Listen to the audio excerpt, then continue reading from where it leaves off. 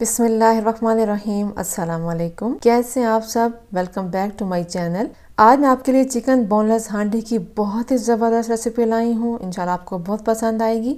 आपके दस्तरखान पर एक मज़ेदार सी रेसिपी का इजाफा होने जा रहा है, तो आप इसको ट्राई ज़रूर कीजिएगा। इसके लिए मैंने लिया है 500 ग्राम के करीब बोनलेस चिकन।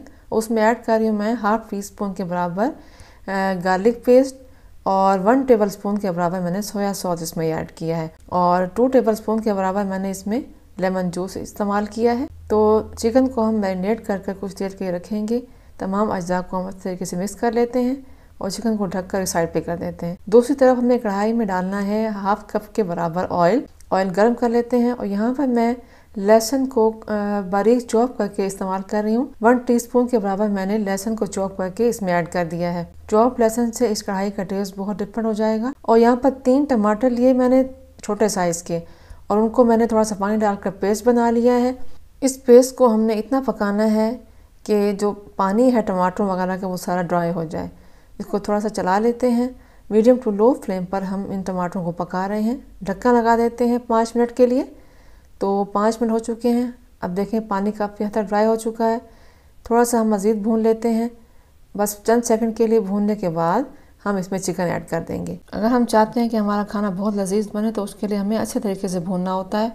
बस टमाटर हमारे भुन चुके हैं। अब हम इसमें बोनलेस चिकन ऐड कर देते हैं।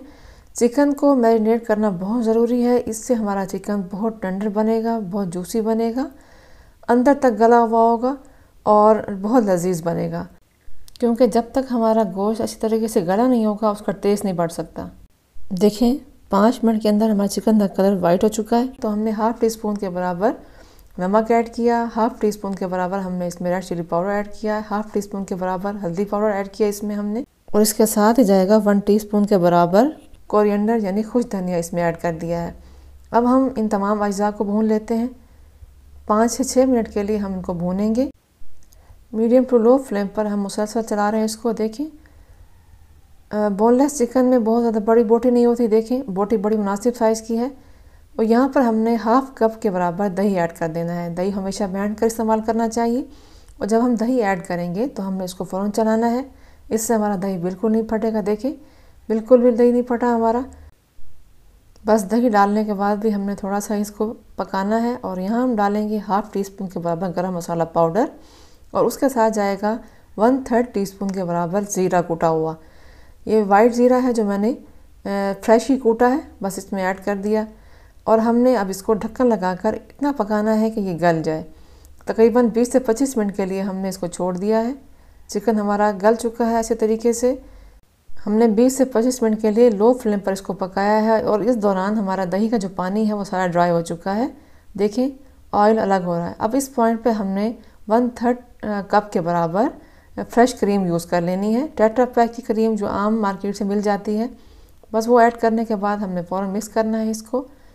आप अपने मेहमानों के सामने ये रेसिपी तैयार करके रखेंगे तो पहचान ले सकेंगे कि घर की बनी हुई है या आपने मार्केट से मंगवाई है। और यहाँ पे हमने कसूरी मेथी ली है 1 टेबल स्पून के बराबर। इसको मैंने हाथों से मसल कर इसमें ऐड कर दिया है।